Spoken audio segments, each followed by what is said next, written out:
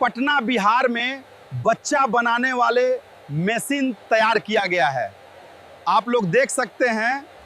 अच्छा, इसमें डाल दिया जाता है। ये बच्चा को जो है इस छोटी सी ये जो पेन का लीड हो लैब में बच्चा तैयार कर देना, मतलब इंसान को बनाते हैं। दोस्तों देखिए, इंसान बनाने का मशीन है, ये मशीन बच्चा बनाता है। हम लोग लैब के अंदर चलेंगे और एक्चुअल में ये देखेंगे कि कैसे ये पूरी प्रक्रिया हो। इसके अंदर स्पर्म है, तो मैं आपको वहां पे दिखा पाऊंगा कि स्पर्म दिखता कैसा है। यहाँ पे स्पर्म रखा हुआ है और ये डिस्प्ले पे आप देखिए कि कैसा स्पर्म दिखता है। ये शायद इंटरनेट का ऐसा पहला वीडियो है जिसमें आपको एक एक चीज बहुत विस्तार से और आम भाषा में आपको बताया जा रहा है कि कैसे आईवीएफ का पूरा जो है प्रक्रिया होता है। तो कैसे होता है, सबसे पहले लैब में क्या करते हैं? तो सबसे पहले जैसे कि फॉलिकुलर फ्लूइड आ गया हमारे पास, जिसमें अंडाणु प्रेजेंट है, तो यहाँ पर हम इस स्टेरियोजूम माइक्रोस्कोप में देख करके उस अंडाणु को निकाल लेते हैं। अच्छा। अंडाणु को निकालने के बाद फिर उसको हम आईवीएम में रख देते हैं, मतलब उसको और हम थोड़ा सा बढ़ने या मेच्योर होने के लिए ग्रो करवाते हैं। ठीक है। छोड़ने के बाद फिर हम जो पुरुष ने सीमन सैंपल दिया, शुक्राणु दिया है अपना, उसको हम प्रोसेस करते हैं। अच्छा, वो प्रोसेस कहाँ होता है? यह एक मशीन है हमारे पास। अच्छा। इसे सेंट्रीफ्यूज मशीन कहते हैं। ओके। इसी में सीमन सैंपल को तैयार किया जाता है आगे की प्रोसेस के लिए। अच्छा। तो डिपेंड करता है कि सीमन सैंपल कैसा है, उसी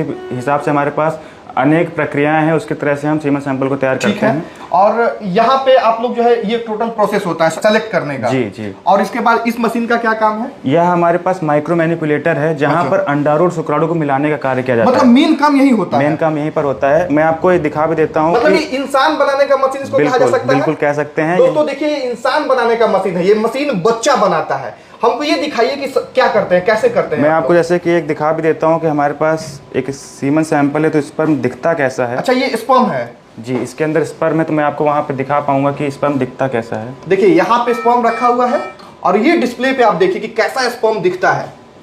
पुरुषों का स्पर्म जो है वो कैसा दिखता है वो आप देखिए। मतलब ये शायद इंटरनेट का ऐसा पहला वीडियो है जिसमें आपको एक एक चीज बहुत विस्तार से और आम भाषा में आपको बताया जा रहा है कि कैसे आईवीएफ का पूरा जो है प्रक्रिया होता है। तो ये तो स्पर्म हो गया, जो साफ जो है दिख रहा है, और इधर से एग्स को डालते हैं। जी। तो अच्छा। सबसे बड़ी बात यह है कि इसमें आपको हजारों लाखों स्पर्म दिख रहे हैं। हाँ, दिख रहे हैं बहुत सारे। लेकिन मतलब हमारे पास यहाँ पे जो एम्ब्रियोलॉजिस्ट की टीम है, जैसे कि मैं हूँ यहाँ पर, तो हम इसमें से जो बेस्ट स्पर्म होता है वो चूज करके फिर आगे वो एम्ब्रियो बनाने का कार्य करते हैं, ताकि एक बेहतर बच्चा बनके तैयार हो। तो यहाँ पे भ्रूण बन जाता है। जी। तो इस मशीन से भ्रूण बनाने के बाद क्या करते हैं फिर? उस मशीन से भ्रूण बनाने के बाद हमारे पास यह एक मशीन है, इसको के सिस्टम कहते हैं। ओके, इसमें के सिस्टम हो गया। जी। इसमें कितना बच्चा का होगा भ्रूण? इस समय इसमें करीब 20 से 25 पेशेंट का बच्चा। मतलब एक तरीके से समझिए कि ये गर्भाशय है। ये मशीन जो है, मतलब एक एक मशीन इस लैब का जो है ना वो बहुत चौंकाने वाला है। जो महिलाओं के पेट के अंदर जिस तरह का टेम्परेचर होता है, जिस तरह का वातावरण रहता है कुदरती, वो प्रक्रिया यहाँ पे किया जाता है। जी, इसमें सेम वही एनवायरनमेंट, सेम वही CO2 ऑक्सीजन प्रोवाइड किया जाता है जो एक महिला के गर्भाशय में प्रेजेंट होता है। और इसके बाद क्या प्रक्रिया होती है? तो मान लीजिए यहाँ पर बच्चा बनके तैयार हो गया, तो यहाँ पे 5 से 6 दिन तक हम बच्चे को रखते हैं। बच्चा बनके तैयार हो जाता है, जो हमारा एम्ब्रियो बनके तैयार होता है, तो या तो उसको हम ट्रांसफर कर देते हैं। ठीक है, तुरंत महिलाओं के शरीर के अंदर डाल देते हैं। जी। तो 2 प्रक्रियाएं होती हैं। एक फ्रेश एम्ब्रियो ट्रांसफर होता है, फ्रोजन एम्ब्रियो ट्रांसफर होता है। तो फ्रेश एम्ब्रियो ट्रांसफर में एम्ब्रियो बनके तैयार हुआ और महिला का यूट्रस लाइनिंग एकदम सही है, तो हम एम्ब्रियो को ट्रांसफर कर देते हैं। अच्छा, और महिलाओं में अगर वो कंडीशन नहीं है कि उनमें तुरंत भ्रूण डाला जा सकता है, तो उस कंडीशन में फिर हम एम्ब्रियो को फ्रीज कर देते हैं। अच्छा, मतलब वो तैयार किया हुआ भ्रूण को आप लोग रोक के रख देते हैं? जी, उसको हम कितने भी साल तक प्रिजर्व करके फ्रीज करके रख सकते हैं। कहाँ रखते हैं वो दिखाइए। हमारे पास यह एक डिवाइस है। ओके। इस डिवाइस में हम एम्ब्रियो को फ्रीज करके रख देते हैं। टच कर सकता हूं? बिल्कुल टच कर सकते हैं। अच्छा, इसमें डाल दिया जाता है जी भ्रूण को। जी। मतलब सोचिए, बच्चा को जो है इस छोटी सी ये जो पेन का लीड होता है बच्चा है, और इसमें भ्रूण को डाल के और छोड़ दिया जाता है। कितना दिन तक छोड़ा जाता है? कितने भी साल तक इसको प्रिजर्व करके रख सकते हैं। जब भी महिला उस कंडीशन में हो कि उसमें हमें एम्ब्रियो ट्रांसफर कर सकते हैं, उस टाइम पे इस एम्ब्रियो को वापस से थॉ किया जाता है, मान लीजिए वापस से इसको जीवन दिया जाता है और फिर हम ट्रांसफर कर देते हैं। मतलब जिस तरह से हॉलीवुड के फिल्मों में देखा जाता था साइंस के बारे में, वो आज जो है आपके पटना में हो रहा है। अच्छा, इस लैब में जो है बहुत सारे दंपतियों का जो है बच्चा भ्रूण पल रहा है। जी। तो अगर इस लैब की सिक्योरिटी भी होनी चाहिए, कुछ अगर खराबी आ गई तो एक तो जो पहले से परेशान होते हैं ऐसे दंपति जिनको संतान की प्राप्ति नहीं होती है, और यहाँ पे कुछ अगर गड़बड़ हो गया तो उनका सपना जो है अधूरा रह जाएगा। देखिए, यहाँ पे गड़बड़ होने का चांस ना के बराबर है। हमारे पास ऐसी 2 चीजें हैं जिन पे मैं प्रकाश डालना चाहता हूँ। पहली है यह RI विटनेसिंग सिस्टम। अच्छा। ये मैं आपको पहले भी हम मिले हैं, मैं आपको बता चुका हूँ कि हमारे पास RI विटनेसिंग सिस्टम, इसमें पेशेंट का गैमीट मिक्स होने का चांस ना के बराबर है। मतलब जो लोग वो समझते हैं, गांव वाले लोग समझते हैं कि भाई अगर हमारा बच्चा रखा हुआ है, जैसे 20 लोगों का बच्चा इसमें रखा हुआ है, वो मिक्स हो जाएगा, क्योंकि बहुत ही क्रिटिकल चीज है, डर रहता है जी। भी अपना संतान लोग चाहेगा कि भाई पोसे पाले, तो वो नहीं यहाँ पे हो पॉसिबल ही नहीं है, क्योंकि हर डिश में अलग टैग लगा होता है, तो मिसमैच होने का, मिक्स होने का चांस ना के बराबर रहता है, तो मिक्स हो ही नहीं सकता। बिल्कुल। अच्छा, और एक और मशीन जो है आप ये बता रहे हैं, ये मशीन लैब हमारे केयर पास मशीन। है, लैब केयर मशीन है। तो लैब में जितने भी हमारे पास इंस्ट्रूमेंट हैं, वह सब सारा डेटा इसमें क्लाउड में उपलब्ध है। तो मान लीजिए किसी भी मशीन में कोई भी प्रॉब्लम आती है, तो वह सीधे मैसेज, मेल और कॉल के थ्रू हमें तुरंत आगाह कर मतलब देता वो है, अलर्ट हो जाएगा, अलर्ट आपको हो जो है जाता है। कहने लग जाएगा कि देखिए आपके लैब में कोई प्रॉब्लम आ रहा कमी है। पूरी टीम को एक साथ कॉल और मैसेज आता है, तो जो भी प्रॉब्लम होती है तुरंत मालूम पड़ जाती है। अब सोचिए कि कितना हाईटेक ये लैब है, और आप समझिए कि कितना लेटेस्ट मशीन यहाँ पे मौजूद है आपके पटना में।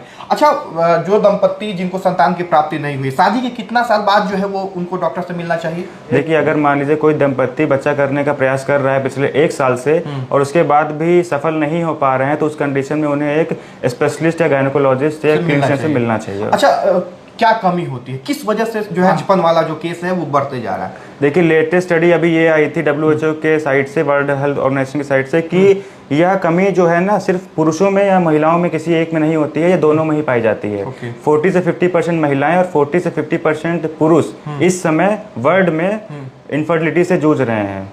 तो यह प्रॉब्लम किसी में भी हो सकती है, तो इससे बेहतर है कि हम अपनी एक सोच बनाएं कि यह प्रॉब्लम महिलाओं में है या सिर्फ पुरुषों में है। इससे बेहतर होगा कि हम एक क्लिनिशियन या किसी गायनोकोलॉजिस्ट से हम परामर्श लें और फिर अपना टेस्ट कराकर हम आगे प्रोसेस को प्रारंभ करें। तो जी हमको ये बताइए कि आइडियल एज क्या होता है दंपति का माँ बाप बनने के लिए? महिलाओं का एज क्या होना चाहिए? सबसे परफेक्ट टाइमिंग क्या होता है? सबसे परफेक्ट टाइमिंग तो मेरे हिसाब से रहेगी कि 30 से 35 साल के बीच में महिला माँ बन जाए, ताकि उसके बाद 35 साल के वर्ष के बाद जो महिलाओं में AMH होता है, एंटी मुलेरियन हार्मोन होता है, वह कम होने लगता है, जिसके कारण हमारे पास अंडाणु कम मिलते हैं, अंडाणु कम होते हैं, गुणवत्ता उनकी कम हो जाती है, जिससे माँ बनने के चांस कम हो जाते हैं। तो आइडियल एज 30 से 35 साल तक। और पुरुषों का भी 35 से 40 साल के बीच में बन जाना चाहिए, क्योंकि आजकल देख ही रहे हैं आप, इनफर्टिलिटी इतना जो है बहुत सही नहीं कर रहा है जी। अच्छा, पोल्यूशन वगैरह से भी नुकसान होता है, बहुत ज्यादा हो रहा है आजकल का, एनवायरमेंटल फैक्टर्स बहुत ज्यादा इफेक्ट कर रहे हैं। पुरुषों में जो है, पुरुषों के स्पर्म का क्वालिटी जो है घटने का प्रमुख कारण क्या है?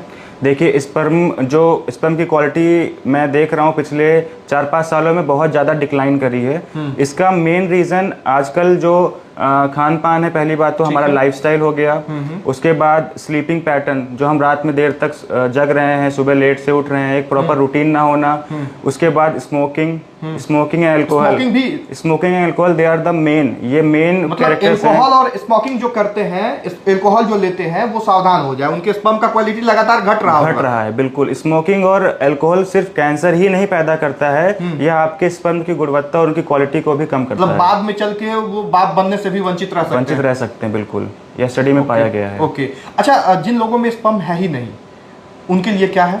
देखिए, ऐसे पेशेंट जिनमें स्पर्म नहीं है, यह 2 कंडीशन होती हैं, या तो उसमें कोई ऑब्स्ट्रक्शन है, ऑब्स्ट्रक्टिव एजोस्पर्मिया है, या नॉन ऑब्स्ट्रक्टिव एजोस्पर्मिया है। तो in case of obstructive azoospermia हमारे पास कई सारी प्रक्रियाएं उपलब्ध हैं यहाँ पर, जैसे टेसा, पैसा, माइक्रोटेसा, जिसमें डायरेक्ट हम टेस्टिस से या एपिडाइमिस से सीमन स्पर्म को लेकर, सेमिनिफरस ट्यूब्यूल्स को लेकर, मतलब हम इसको और आसान भाषा में समझाते हैं। जैसे 2 तरह के पेशेंट होते हैं, एक तो जिनका स्पर्म बन रहा है, किसी वजह से बाहर नहीं निकल पा रहा है, और एक जिनका स्पर्म बन ही नहीं रहा है। तो जिनका बन रहा है स्पर्म, उनका डायरेक्ट जहां बन रहा है वहां से निकाल लेते हैं हम लोग। हमारे पास कई सारी प्रक्रियाएं जिससे हम सीधे टेस्टिस से सेमिनिफरस ट्यूब्यूल को निकाल करके वहां से हम स्पर्म को लेकर, और जिनका बन ही नहीं रहा है उनके लिए मेडिसिन वगैरह देते हैं आप लोग? जिनमें बन नहीं रहा है तो उनमें पहले देखते हैं कि क्यों नहीं बन रहा है, तो अगर वो ट्रीट करने लायक समस्या है तो उसको हम ट्रीट करने का ट्राई करते हैं। ओके, और महिलाओं का एज ज्यादा हो गया है या किसी कारणवश उनका पीरियड्स वगैरह रेगुलर नहीं है, तो उनमें कैसे जो है आप रेगुलर करते हैं फिर? तो अगर कोई भी महिला जिनमें पीरियड इरेगुलर हो चुका है, तो सबसे पहले वो हमारे पास आती हैं, उनका सारा हम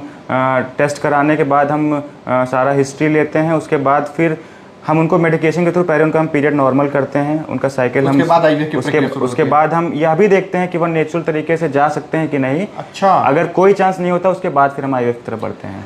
तो बिहार का एक ऐसे आईवीएफ सेंटर में अभी हम मौजूद है जहां पे सबसे ज्यादा पॉजिटिव रिजल्ट दिया जा रहा है, सबसे ज्यादा दंपतियों को यहां से संतान की प्राप्ति हो रही है।